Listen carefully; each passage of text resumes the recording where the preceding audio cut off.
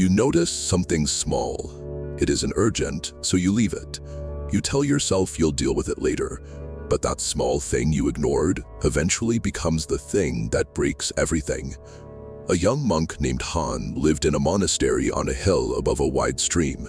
Below the monastery, the monks had built a thick mud wall to keep the water from flooding the lower garden where they grew their food. The wall was designed to be a permanent defense, and it was Han's job to walk the perimeter every morning to ensure it stayed that way. Routine creates a false sense of security. When a barrier holds for years, you stop looking for danger and start seeing only the surface. You become blind to the fact that every massive collapse begins with a microscopic flaw. One morning, Han saw a thin crack near the base, no wider than a blade of grass. He thought about patching it, but breakfast was close. He told himself he would fix it the next day. A week passed.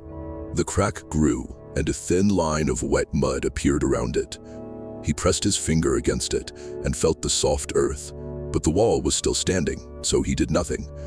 He considered mentioning it to the head monk, but decided against it. He didn't want to bother his superior with something that looked so insignificant.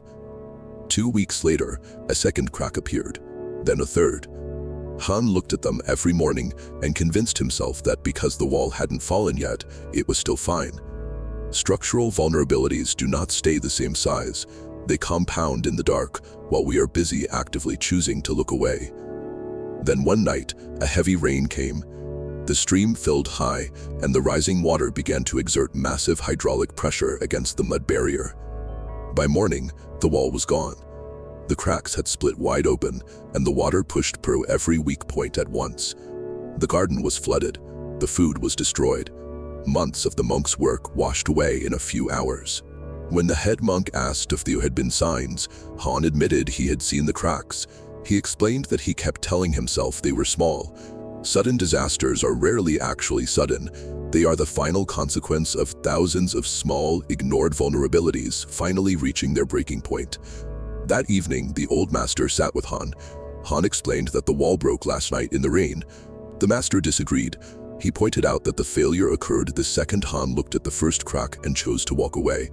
Everything after that was just time passing until the rain arrived. An unsealed opening does one thing: it grows. External pressure concentrates at the weakest point, funneling stress into the cavity. A massive hole forces action, but a tiny crack lets us choose to wait until the damage is irreversible. We blame the storm for the destruction, but the rain only finishes what the crack started. This storm hits every wall. Only the ones with unsealed openings fall. The rain was never the problem. The waiting was the problem.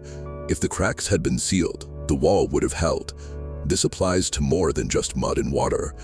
Every person relies on an internal wall, a set of habits and boundaries that maintain their emotional and mental stability. We all have cracks in that foundation. The small lie you don't correct, the trivial argument you don't settle, the minor pain you won't face. These avoided issues create internal friction that erodes your focus and confidence over time.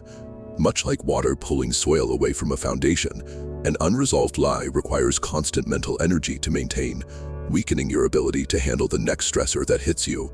Leaving these vulnerabilities open prepares your foundation for a total breakdown. You are effectively handing the storm a map to your weakest point. Han sat in the dark for a long time, thinking about every small thing he had pushed aside. Not just the wall, but everything in his life. The monks began building a new wall the next morning. 3 weeks later, a new microscopic crack appeared. Han didn't wait. He knelt down immediately and pressed fresh mud into the gap. It took less than a minute.